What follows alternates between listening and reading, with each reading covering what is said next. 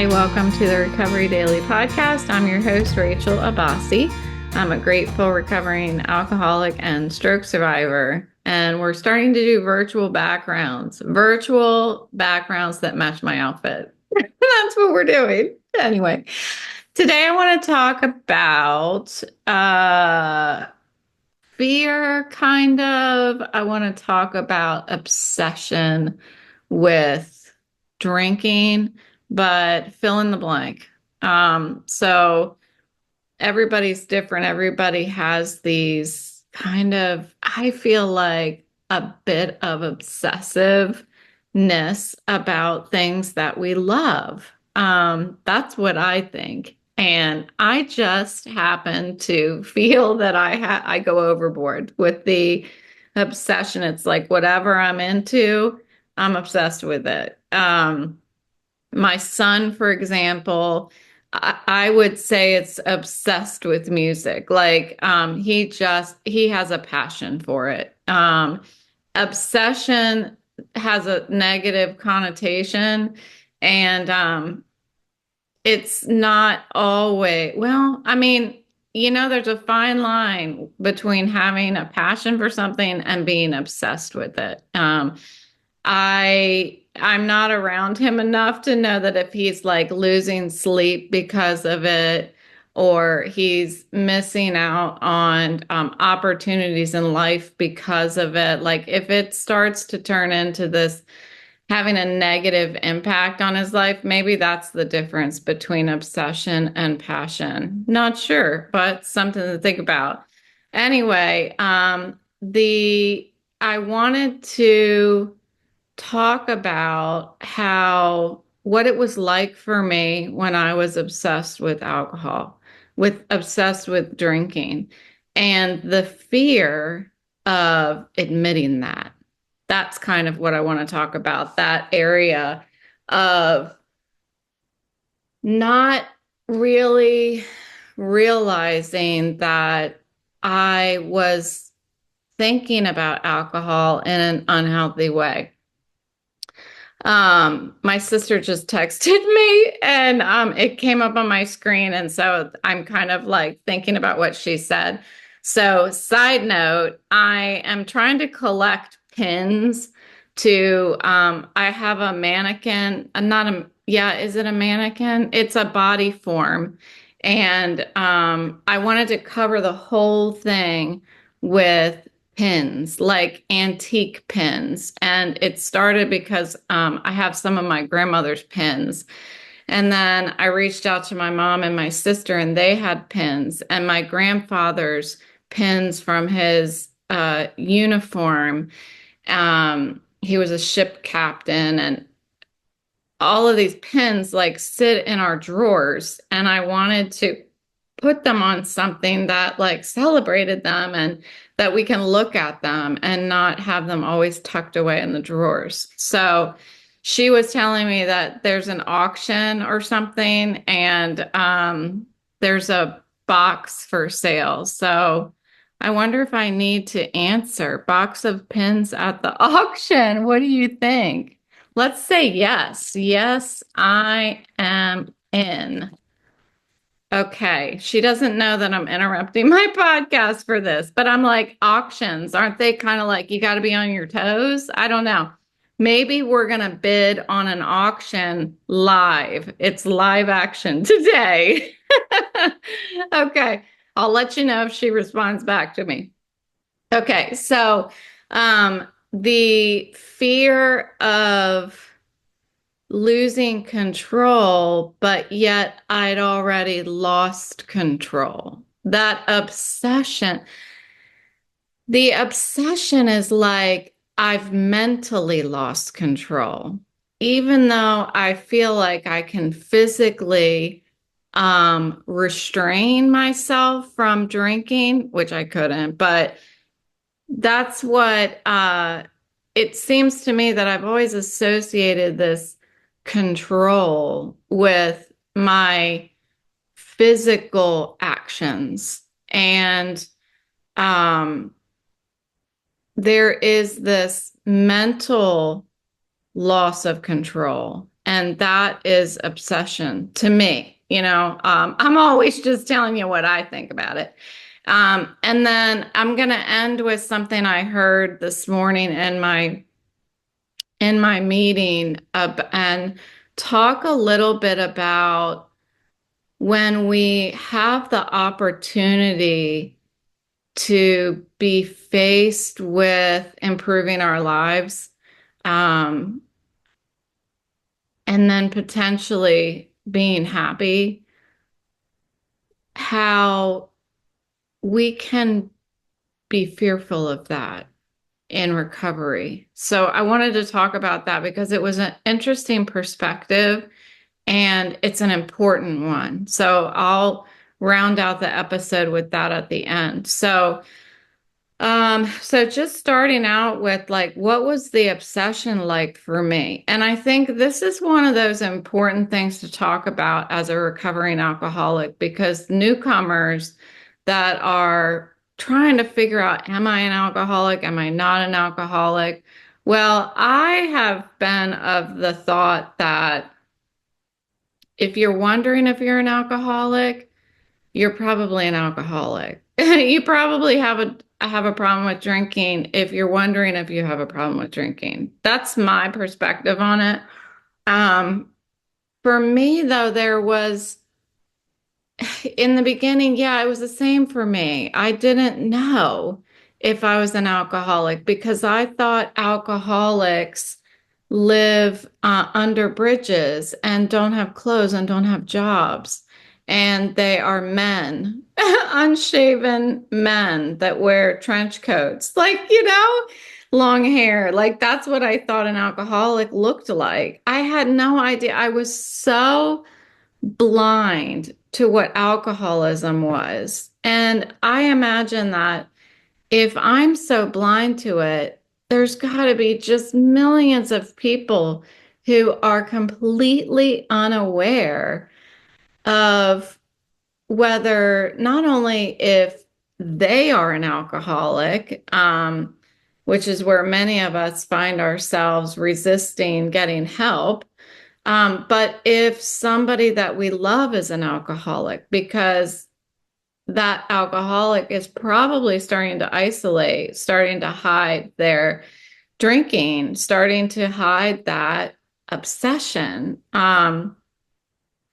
For me, I think it became pretty obvious to my then boyfriend, now husband, that I couldn't stop thinking about alcohol. I mean, we didn't talk about it because we were both drinking, but when he could stop, I couldn't. When he was done, I wasn't. I could not enjoy anything that we did if there wasn't alcohol there, period. I wasn't present. Even though my body was there and even though I was interacting with people, in the back of my mind, I was definitely 100% thinking about my next drink. If there wasn't alcohol being served at a place, I didn't want to be there. There was a restaurant out in Charlestown that we never went to for years, and it's supposed to be like one of the best restaurants. I don't know that it's open anymore, unfortunately, because they were widening the road, and I think they had to demolish the restaurant, unfortunately. But the restaurant was called John's, and it was like the best comfort food. It was like decorated all year round, looking like Christmas with like lights everywhere. It was so cozy and warm in there. And they didn't serve alcohol. So we never went. We never set foot into that restaurant until I got sober, because whenever he would suggest it, I was like, no, I don't really want comfort food. And that's not what the problem was. I didn't want to go somewhere where I couldn't have alcohol. I mean, who wants to eat dinner without wine there? That's what I thought. I was honestly surprised that he suggested it, and I I thought maybe he wasn't totally serious about going there because I thought that he thought about drinking the same way that I did because we both drank a lot. We both enjoyed it. We both wanted to do things that where there was drinking around all the time. But the difference between us was that he could take it or leave it, and I couldn't leave it. Um, and then eventually, slowly, I stopped answering the phone if somebody was calling me. I started to avoid people, places, and things because I wanted to drink. I stopped even wanting to go to the grocery store. Like I was straight up isolating myself, and my entire life was changing because of my obsession with alcohol. Um, I wouldn't say that out of the gate I was losing any self-respect or anything like that. I didn't think I had a problem. It's bizarre, but I didn't think I had a problem. Um, I never would have, how was I even going to find out that I had a problem? Because I never would have talked about the way that I think. Um, yeah. I mean, when people were like, it's easy now when I look back and think, well, people only hung around with me if they wanted to drink. There were people that actually stopped hanging around me because I drank so much. And I thought there was something wrong with them, but there was something wrong with me. Um, I wouldn't have told anybody that when I wasn't drinking, I was thinking about drinking. I wouldn't have told anybody that. I'm sorry. Can I interrupt you and tell you that I'm not listening to a word you're saying because I'm just thinking about drinking? Like I wouldn't have said that, but it was the truth. It controlled my every thought. It consumed me. If I was going to work, if I was watching my son's gig, if I was watching my daughter's soccer game, no matter what I was doing, I was thinking about drinking. And it really got to a point that day by day, I started to be ashamed of it. I started to not just not talk about it, but hide it. And at that point where it transitioned from walking into the store to get alcohol and looking around to see if anybody saw me, I guess that was later. There was a point where I would go into the same store to get alcohol, and I started to feel ashamed that the person at the checkout knew that I'm the lady who buys wine every day. And I was buying like a box of wine every other day or something like that at the end.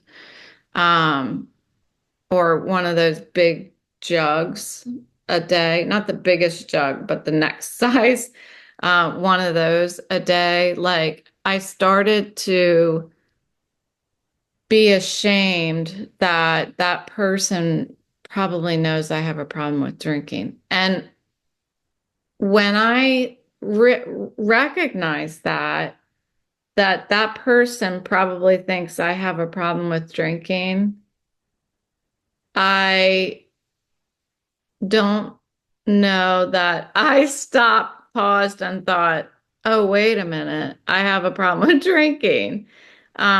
Everything was changing, but I just didn't recognize it. I never stopped. I never wanted to look at it, because I think there was a fear there. Um, that because if I look at it, that means I have to stop. And this is the only thing that is keeping me happy. It was like an elixir, you know? There was nothing compared to it. There was nothing compared to it. I would rather drink than sleep. And I did that. I didn't get a lot of sleep towards the end of my drinking because I just stayed up all night and just kept putting alcohol in my body. And then when I finally passed out or ran out of alcohol, um, I'd wake up and just be just a zombie is an understatement. I wasn't human. I just didn't even feel like a human being. I was just like a shell of skin and bones and probably a very high alcohol content. And it never occurred to me that the problem was me drinking. What I thought was, oh, I really need to get more sleep. That's what I was thinking. I don't have to change my drinking habits. I need to get more sleep. Um, there really wasn't any comparison to living with that constant obsession either. There is nothing that I've ever obsessed about the way that I obsessed about alcohol. Um, it's even more than I remember being in middle school and just obsessing about a boy, you know? And I'm sitting in my room, I shut the door and I turn on my record player or my FM radio and listen to WAVA. If any of you remember that, I think that was the station. And I would listen to these love songs and I would just be so obsessed with this boy. And it was worse than that. So you guys know that that's pretty bad. um, and now in sobriety, it's so clear to me. I'll always remember what that obsession felt like. And sobriety has completely shifted my thoughts. My default now is not, I gotta drink, I gotta drink, I gotta drink, I gotta drink. Where can I get a drink? Now my default is silence. Today, I'm grateful that I don't, when I need to do something, I don't sit and be fearful or filled with anxiety that how am I going to get alcohol during that time? Or just plain old fear and anxiety of doing anything. I was so used to being sedentary and not moving unless I had alcohol in my body. So when I had to do anything, again, go to the grocery store, go to the freaking the bus stop to drop off or pick up my kids. I mean, that filled me with anxiety. And that was a walk down the street. I was literally walking 1 block down the street and it freaked me out because I didn't want to talk to anybody. But today I don't have to sit in that. I don't have to be paralyzed with anxiety. That's what I was. I mean, my body wasn't moving, but I was burning so much fuel from nerves. Um, Today, I just get up and do it. If there's something I need to do, I can't do it fast enough.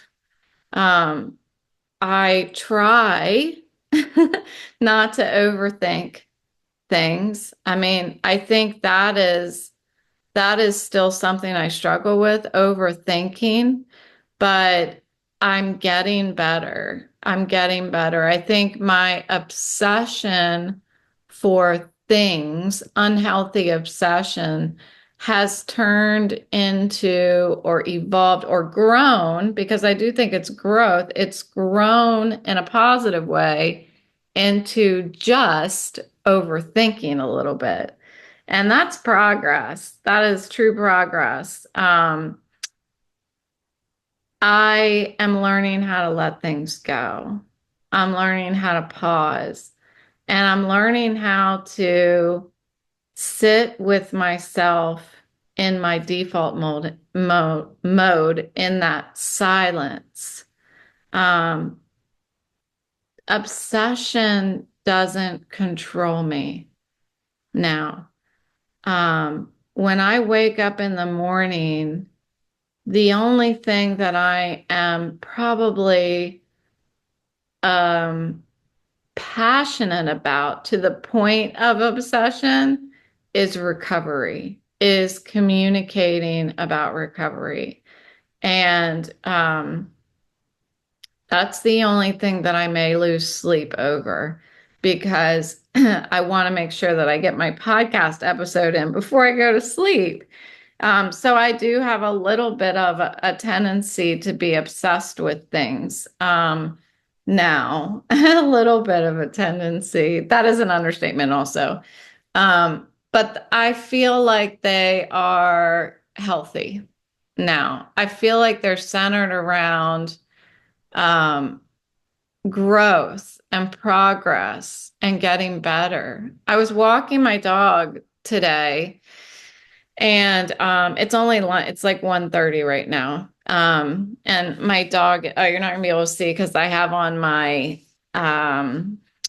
background image, but my Autumn is laying right beside me. I was gonna show you, but I was walking her for lunchtime, and what I thought was, forgive me if I can't remember slightly, what I thought was, I was thinking about how it's a shame that when I got sober, I got to really enjoy. So when I got sober, I got to really enjoy the fruits of being sober. Um, I got to grow in my career. I got to make more money. I got to improve my relationship with my kids. I got to improve my relationship with my family, my brother, my sister, my dad, my stepmom, my mom. Um, I got to improve relationships that I didn't even know were broken or damaged. And I got to grow and be a better human being for myself and for the people around me. Okay. What's the shame part of it? It's a shame. This is what I thought, that I don't get the opportunity to benefit in that way from my sobriety by continuing to um, get promotions, make more money. Okay. And then I immediately thought to myself, oh, there is nothing that's a shame about what's going on here. It is not a shame that I've been given the gift of walking away from my career because of medical retirement and giving the fruits and the gifts of my sobriety to others through communicating about my recovery, through my podcast, through all these support groups that I'm in. Like, you know, things are the way that they need to be. And I feel like there's a lot more fruit being born from, if that makes sense, fruit being born from my sobriety now. More people are benefiting, including me, than before when I was working. Um, People, I think the person that was benefiting the most was me. from my sobriety. And today I get to share that with others by simply by talking about my experience, strength, and hope. So, so I wanted to switch gears and just quickly talk about what I heard this morning. I heard something about being fearful of being happy. And I thought, that's interesting. And what I heard was, and it resonated with me, was that when an alcoholic gets sober and we start going to meetings, we're working the steps, we're calling our sponsor, we're doing the things that we need to do. And what it must look like to other people to see us start to be happy. And when we have potentially hurt so many people in a lot of ways, most likely the people that are closest to us, when we've hurt them so much, for them to see us turn around and be happy, possibly before we get to the steps where we make our amends, steps 8 and 9, or step 9, when we're actually communicating with them about these things, are they going to be pissed that we're starting to be happy, even though we have all this wreckage that has been left behind? I thought that was just articulated really well. And it's not something I haven't thought about before, but it just came across a little differently. She chose different words that I hadn't heard somebody express that before. And thinking about, like, do the people around me when I'm in early sobriety think that I deserve to be remorseful about my past if I happen to show any kind of happiness? Um, I think that there are a lot of ways that that can play out. There are some alcoholics that are in a family environment where either there is lack of support, that somebody is actually going to get sober this time. That happens a lot. There is well, she's sober now. Why couldn't I do it? Why couldn't I get her sober? Why does she have to leave and interact with all these other drunks and crazy people in order to get sober? Why is she happy now that she's talking to all these other people? Why can't she be happy with me? And I think that all I have experienced is support in my life. I definitely have people that don't understand alcoholism and don't believe that it's a disease. And what I have learned, and it has taken time, and I still sometimes have to repeat to myself, is it's not my business what they think of me. This is where the concept of live and let live comes in. My recovery is an inside job. I hear that a lot in my morning meeting. And the world will adjust to the new version of me. I don't need to worry about that stuff. If somebody is standing in the way of my recovery, then it is my business to take action to remove that obstacle. But as far as not having support, or having somebody be resentful that we are happy. Time, what is the thing I said yesterday? The years know what the years know what the days don't, or something like that. Yeah, I can't remember what it's something about that. Time will adjust everybody's attitude.